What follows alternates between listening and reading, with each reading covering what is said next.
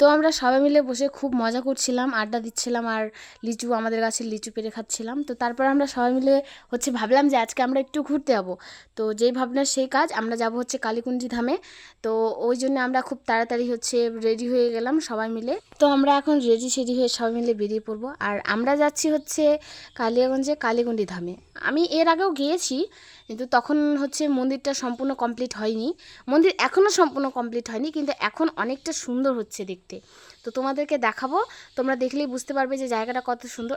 আশা করি তোমরা অনেকেই জায়গাটাকে চেনো, অনেকেই গিয়েছো তোমরা।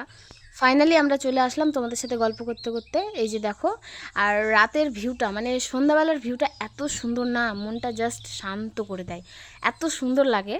আর তোমরা যদি যাও তো নেক্সট ডে সন্ধ্যার দিকে যাবে, এত সুন্দর লাগে জায়গাটা। আমার তো মন বলছিল যে আমি ওখানেই থেকে যাই। তারপর আমরা মন্দিরটা একটু ঘুরে দেখলাম, আর এখানকার মাছগুলো দেখো এত সুন্দর লাগছে। আর সব থেকে আমার ভালো লাগে এই মায়ের মন্দিরটা, কারণ এখানে পদ্ম ফুলের উপর মায়ের মন্দির, এত সুন্দর লাগে। আর নিচে জল, আর মাছগুলোকে দেখো কত সুন্দর খেলা করছে। তারপরে আমরা মায়ের মন্দিরে উঠলাম। আমি ভাবলাম যে একটু দুজনে মিলে পরিক্রমা করব। তো যেই ভাবনা সেই কাজ, একটু পরিক্রমা করে নিলাম আমরা দুজন মিলে।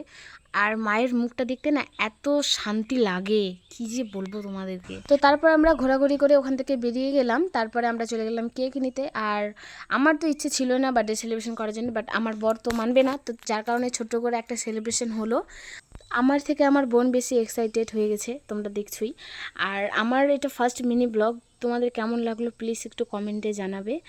আর আমার এই দিনটাকে এত সুন্দর করে তোলার জন্য আমার বরকে মন থেকে থ্যাঙ্কস।